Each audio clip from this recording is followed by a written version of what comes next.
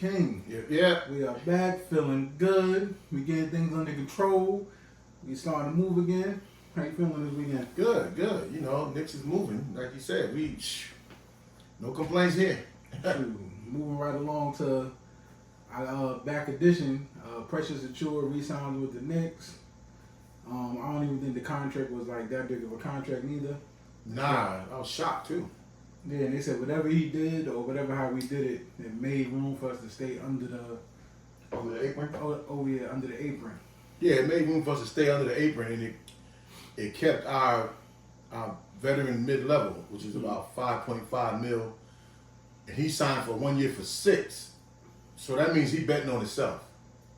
Because he definitely proved in that short time last year when he had to start that he was worth more than that. But I guess the Knicks are trying to, save some money and make some moves down the road. So he gambling on himself on this one. I ain't mad at him. But yeah, and I'm kind of shocked the way Achua's performance was that somebody wasn't even looking to pick him up unless I guess he wanted to stay home or something because I know he's from New York. So you ain't really checking to go nowhere else. So you probably holding out on telling your agent on don't go nowhere else. Let's try to stay home. If that was the case. I mean, there was talk that other teams wanted him. Yeah, that's what first. So yeah, he being from the area, he probably wanted to stay home. But that's also a good faith signing for him, which is something he didn't have to do. Anything could happen in that 1 year. But I thought he played well enough to be offered back because we was able to, no matter who signed him, we had his bird rights.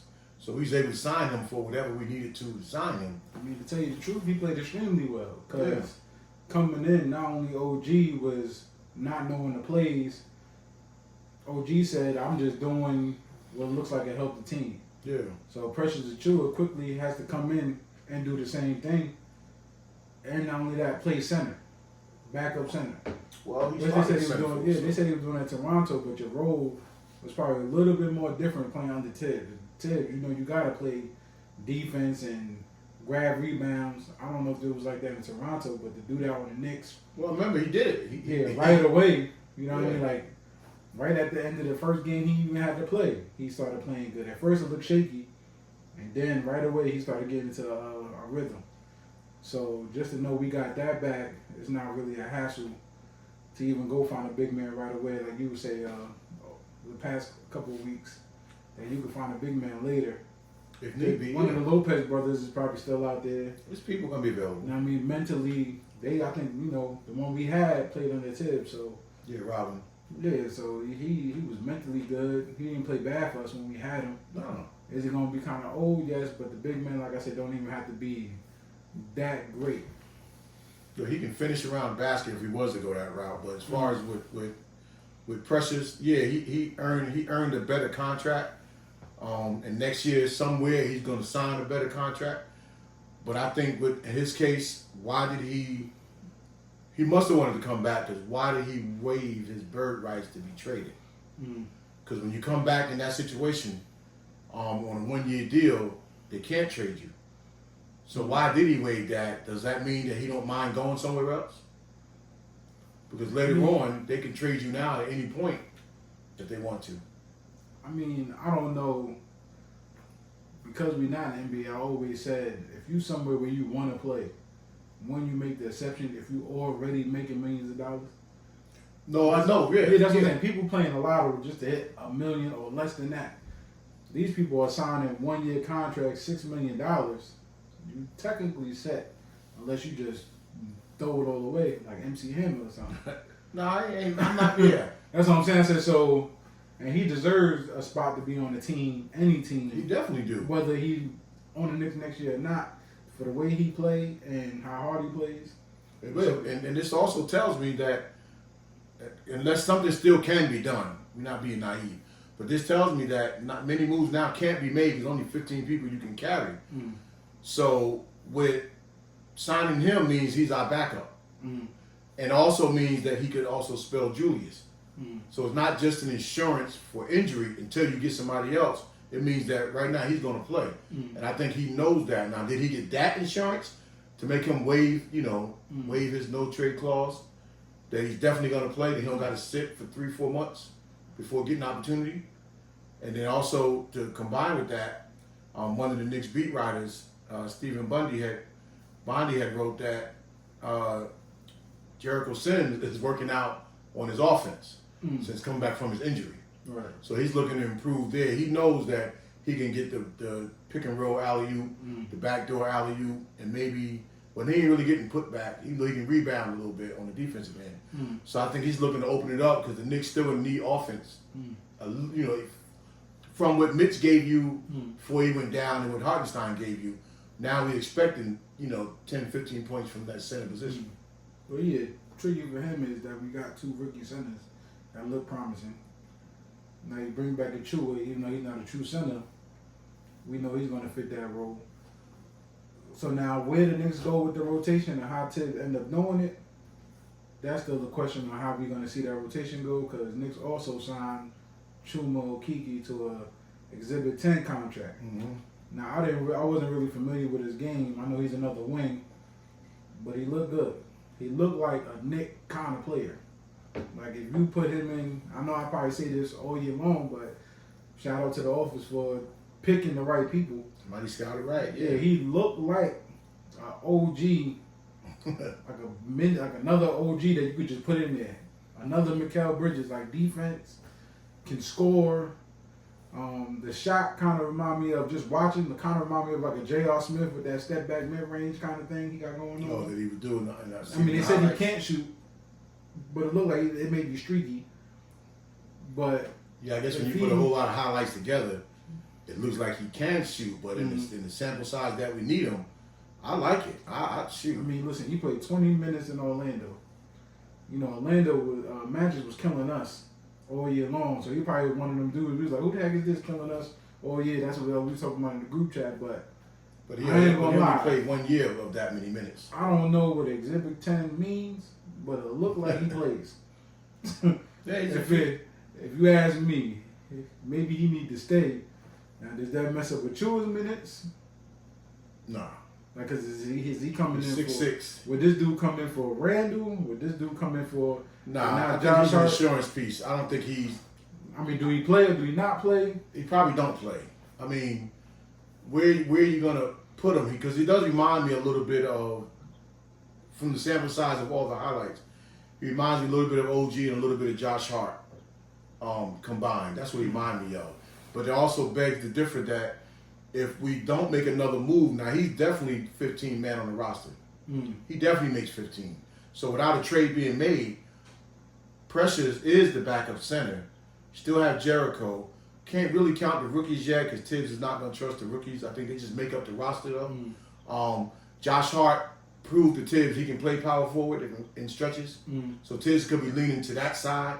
With this guy, Josh Hart, backing Randall up. He got a lot of ways he could go with it. OG can play some power Josh forward. Hart he's a Swiss Army knife now. What does he prefer? Playing? I don't know. I know they touched on that on the roommates one time, but it seemed like he just don't care. He just want to be on the floor. Well, he knows for him to get minutes, he's gonna have to be unconventional for him. Yeah, I know he don't. I know he gets tired of playing the big guys, like on defense, I guess. I know he did say that, but it seemed like Josh Hart would just be talking.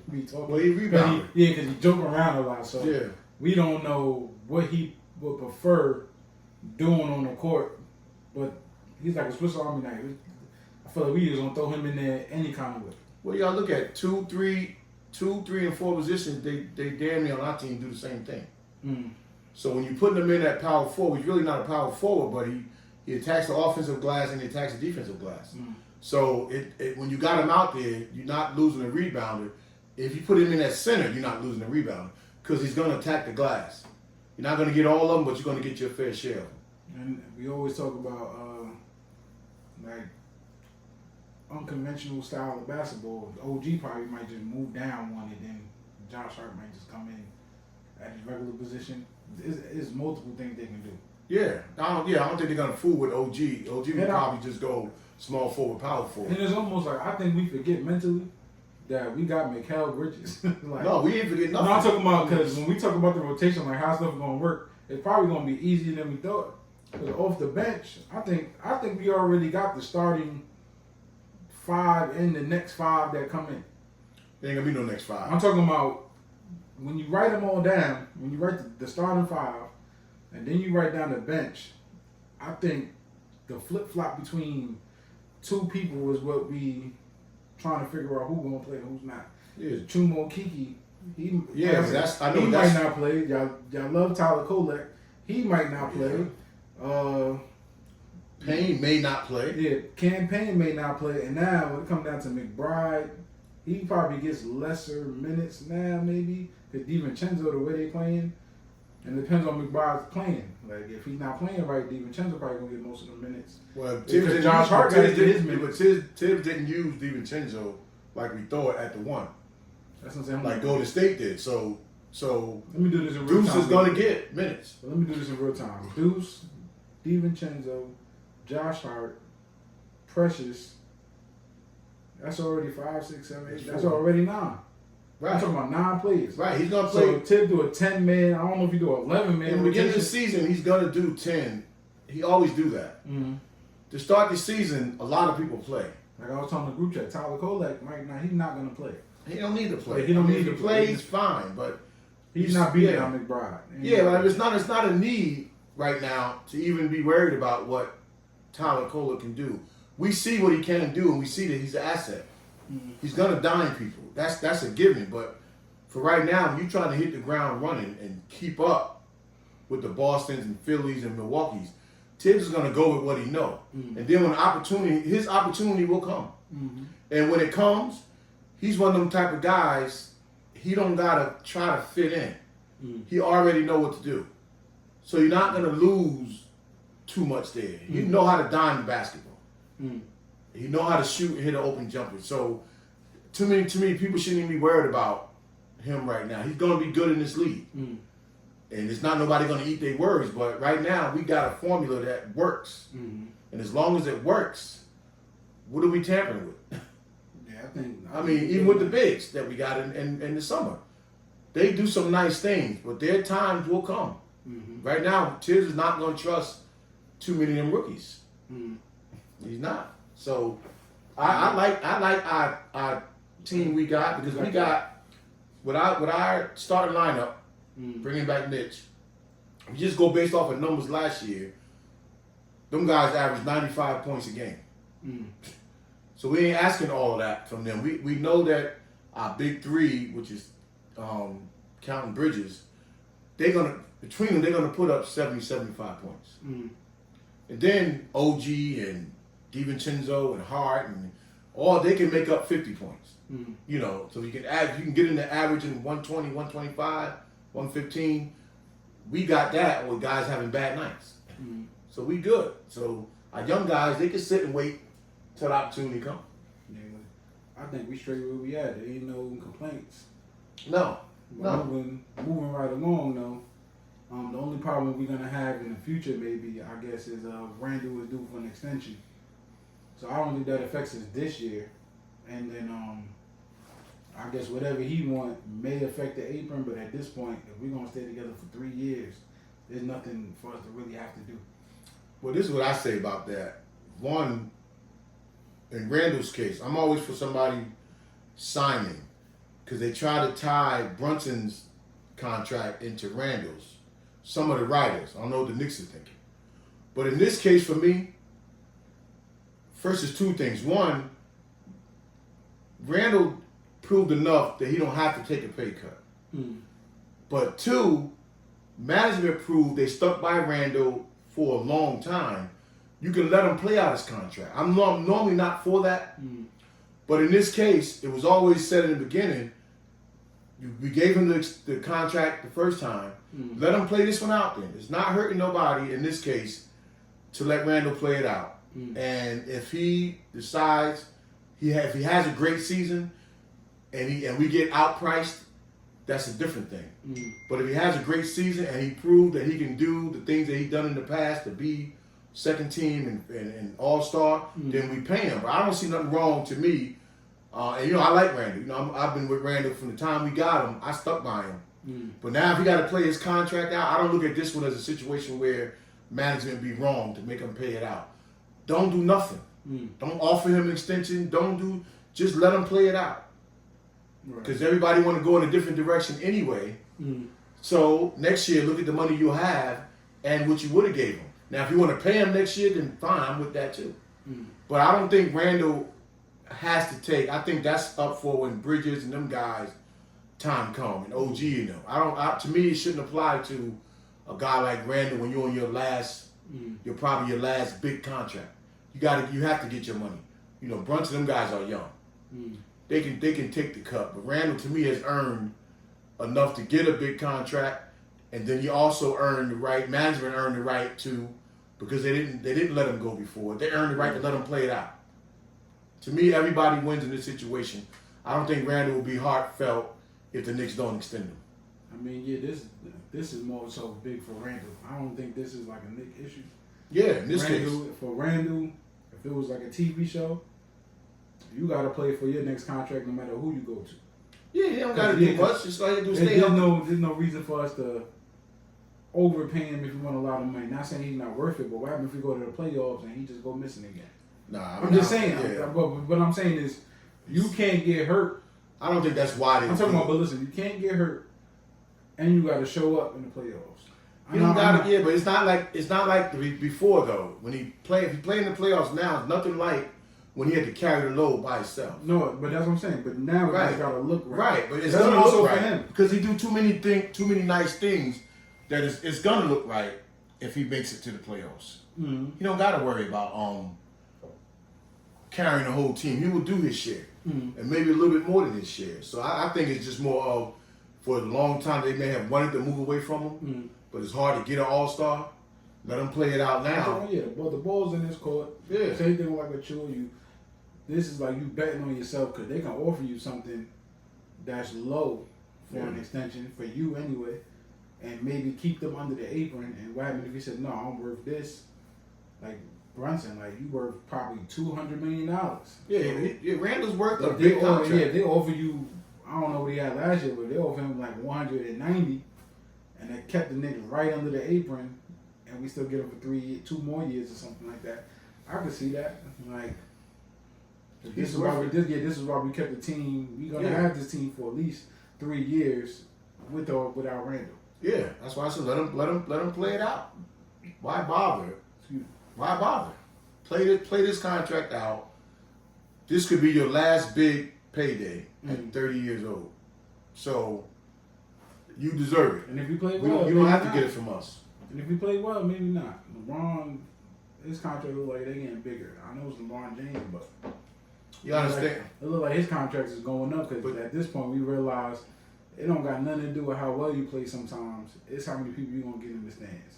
Looking at Bronny James, whether he play bad or not, it's gonna be packed. And everybody gonna be. When the Knicks play the Lakers, we gonna be tuned in. Yeah, it's Just to see if Bronny James get on the court. Maybe he don't. Maybe he go to the G League. We don't know. They better set him down there for a little while, back and forth. He's gonna play up there with LeBron because that's the whole idea that LeBron stayed around, was to play with his son, not to watch his son spend all his time in the G League. But they'll understand that boy's gonna play. People just got to know that, and LeBron's gonna feed him, and some of the other guys gonna feel obligated to hit him when he open. So if he can knock down his shot and get out on the break and finish, I would not be surprised if Bronny James came in next year and averaged 10, 12 points a game. That would not surprise, because it would be in the open court. So that would not even surprise me. So in the Knicks case, do what you have to do to secure it this year. Play it out. Right. You got backups for injuries. Later on down the line, we can look at the backup center position. Even though they're still talking moves down. Even though we know they're still doing that now. They're still talking to people. But if we had to go into the season right now with this squad, I don't think nobody would be mad. I don't think nobody would be feeling any less, whether we don't got another center or not. Technically now, we did it with less last year already. Yeah, less. Less. There was no Mikal Bridges. There was no Mitch. There was no Randall. Randall half a year, but yeah, it's almost like we traded. Hartenstein was hurt. It's almost like we traded Hartenstein for Bridges because everybody else is back. Yeah. So it looked like in totality, like we traded Hartenstein and we picked up Mikal Bridges. So, hey, we good. McBride stepped it up a whole nother level. Yeah. So if he's on a trajectory to keep moving up. Yeah, or play the same in his case. Or play the same. Or play the same. Yeah, and if Jericho could take his next level step to at least look like an NBA player, not saying nothing fancy, but look like a player that plug in there and can do something, then we already got better. And if he's spending time working on his offense when his opportunity comes to pick up a couple of buckets around the basket, that's nothing but a plus. Right. Yeah. So we good. So you want to go into the roommates? yeah, because what I was telling you earlier on about a week or two ago on the Roommates podcast with Brunson and Hart, they talked about what would it take to beat Boston. And it made me feel good to hear Brunson's assessment. You know, Hart's was play hard, blah, blah, blah, blah. But Brunson's assessment was what a lot of us feel. You beat Boston by having wing guys that can compete with their two wing guys.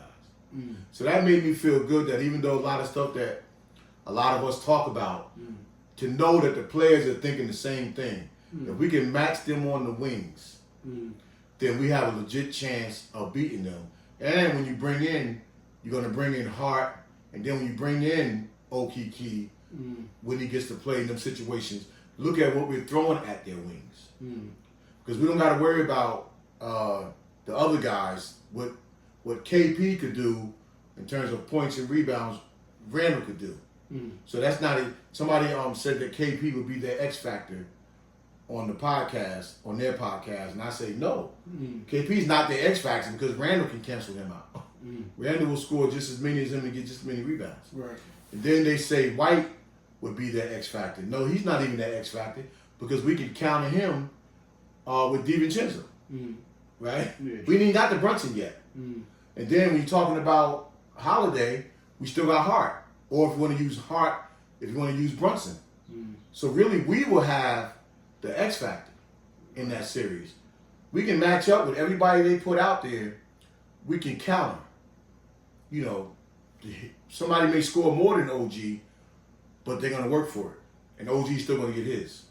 But also, too, last year, when you called it on the 50-win season, it wasn't going to look ugly, and it was a bumpy start for us.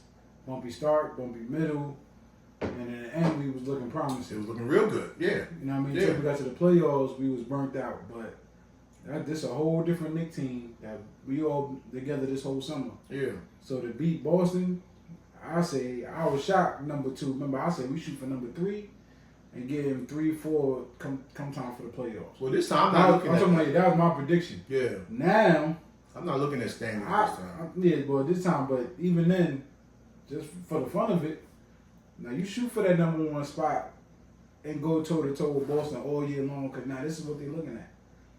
Any chance that you get to compete this year in the NBA, I think it's gonna be a little different because now we done seen the tournament. Yeah, it probably don't mean nothing at the end, but that rush you get in the beginning of just being talked about, it's gonna be different.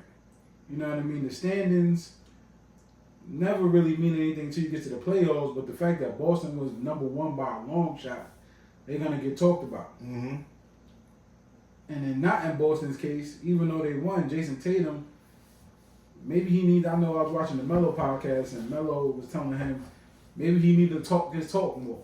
He's not talking enough. Yeah, but nobody even believed in Jason Tatum, I guess his performance. I didn't think it was that bad. I thought he played pretty well. It just, Jaylen Brown, something woke up in him to where he was a little bit unstoppable for them. But well, if you take away Tatum, I think why people say that too. But you got to be physical with them too. But if you take away, and they don't play good that way, especially Tatum. But if you take away Tatum's, he didn't play well when you look at, because he gets the ball so much, you expect more out of him. So for somebody who get that many touches, he wasn't consistent. Brown was consistent because Brown decided to try to do more things. But even with us in the playoffs, I don't think it's so much that we ran out of gas. I just think it came down to, because them guys are young, I think it came down to unfamiliar territory as far as Hart and DiVincenzo. Like, y'all have to carry this load as being the men with everybody out. Because I think DiVincenzo won one. Brunson. Well, he won one, but he won one, but he didn't win one. He I'm was on the talking team. about, but he was a focal point of the year. Not like that. Being part of that system. Yeah, but not like Brunson that. won. Now you count on your scoring, everything you do out there on the floor. Offense and defense is counted. When I say run out of the gas, I don't necessarily mean like they tired. I mean, you beat up. No, it's hard to be the man, though. That's what I'm talking about. The Knicks we was beat up by the time we so worried about every time somebody hit the floor. In Boston's case, you was only worried about KP. The whole talk was if KP was healthy. If KP was healthy, even in Boston said, I think Jason Tatum, the healthier team wins. He said this before going into the season and going to the season, and he said we healthy. So we all know that too. So now the stars align for you. If the stars align for the Knicks, everybody's coming back healthy. That's different. Yeah. That's what I'm saying. But I mean, if DiVincenzo did on Brunson. Yeah, if Randall and them are there, DiVincenzo plays better because now he can play his role. But now you play good during the regular season, short-handed. But same thing Randall ran into early in his Knicks career. It's mentally hard. That's why you checked out. It's hard to be the man mentally. So now in the playoffs, DiVincenzo, you the second scorer. You depended on. That's hard. It's hard to step up like all eyes on me to really produce, not the extra stuff I'm able to give you. Same thing would have been in Golden State. All them great years, if Steph would have went down and Clay was the man, who knows if Clay could have been the man by himself. He might have had cold feet, cold trigger fingers. This is true. But that podcast that Randall was on, I ain't like when he said that. What you say what? I mean, talking about like it's hard to be the man, which we know it is though. No, which we know it is. But when you got Brunson that said he's willing to take the challenge and step up to the plate. Okay, that's different. No, Brunson came in with Randall. You can't be talking about how hard but it is. Brunson, I know, well, he shouldn't have said it like that. No, but he did a part out with the thumbs down and when you playing bad because Brunson did some outrageous stuff. It goes past him. It didn't really go past him. It's just different because he remembers. He came in with Randall. When you came in, Randall's already there. So you coming in, it's easier for you. Because you got somebody, you got a sidekick there that's already there, supposed to have been the man. Well, no, I'm not saying if you're not the man. Randall came to New York, it was no star. No, but what I'm saying is when you got somebody like Melo that says, you know why I'm coming to the Knicks, and you coming in to be the man or not, then you got Marbury that say the same thing. But they came into a team. Yeah, I'm talking about. Then you got Brunson that's gonna say the same thing. You gotta say, well, I'm coming here and I know what I gotta do. Yeah, but I don't think Other than I didn't know how hard it was. Because he didn't think he was gonna be the man. We was making all those mediocre trades. Reason why I stuck by Randall during that season. You're right. Because I thought he was the best offensive player that we had picked up. In the Bobby Portis, the Morris twin. We picked up people who were solid, but we didn't pick up. Yeah, but I'm still not 100% sure that he came in not knowing if he was going to be the man. Nah, I think he probably thought. Everybody thought. I don't know, because I'm thinking about. We all thought there would be one more big trade to go with all of that. We all did, because we had the young guys with Barrett and them, and then we had the veteran guys that we brought in. We all thought Knicks was going to get that one more big guy, and they were just surrounding a bunch of role players. You're right, because I know RJ we were saying was supposed to be. He got the keys, and we always say he fumbled the keys. Nigga crashed. I mean, excuse me. That boy crashed. Man, listen. No, but that's that comment from Brunson, but it just spoke volumes to me that at least they humble enough to know we beat Boston on the wings. Yeah, we could do all this other stuff, but if we don't match up with them two guys, because they take probably 60% of the offense. Drew Holiday is solid. Everybody know what he's gonna bring to the table. White. Nobody knew what White. Everybody knew White was a good player, but look at the kind of pieces, like when OG came or when we got Josh Hart. Look what White did for their team. Right. You take away them unsung guys, then Boston's not even a factor. So it always takes that, and Brunson now, I know he recognizes that. Match with them on the wings. Yeah, the two guys I got to match up with Boston, two guys are not our two best players. It's me and Randall. But without them guys on the wings dealing with them, then we have no shot. Right. So now we know the Knicks, we right there. And I know we dogs, and I think we coming into the season. Yeah. If we don't do nothing different. We pit bull puppies coming into the season. We capable of winning the championship this year, even if we don't do nothing different. And all we ever want, I keep saying that every now and then, as a Knicks fan, is just to be capable. Be acknowledged that we could win. Same way Milwaukee could win, same way Denver could win, we could win. And the haters are always gonna say something. Even if we make it to the Eastern Conference Finals, they're gonna say, "Well, you never made it to the finals." And even if we make it to the finals, they're gonna be like, "You never won the finals." It seems like with New York, they're always gonna hate. And even though we look bumpy and get to second place, like they forget how quickly they forget. Yep. They saying teams got better, but I'm always saying, you can put KD whatever and what's the dude that played with him? They don't book it. They ain't win nothing. Yeah, they didn't even make it. KD, when he left Golden State, I thought that was the worst idea, but that's a story from another day. These players that y'all look up to can't do it alone, nor we don't even know if they're capable of doing it anyway, but Steph Curry. Yeah. And but nobody can do it alone. But I'm talking about, I'm not even saying alone, but not even LeBron. LeBron had to go to nobody can do it. Yeah, nobody. And then when he went to Cleveland, he had Kyrie over there. It wasn't even like Batman and Robin. It was like Batman and Batman. Like, and they don't forget Love. People can't forget Love was an all-star. Yeah, that too. A perennial all-star in Minnesota. Only reason why I give Curry the credit because they came in with that team. Yeah. It's not like they added somebody there to come and talk to them. No. What's the name? Put that system in place. Yeah. And they shined and they did it with his style of play that we thought lived by the three, died by the three, and won with it.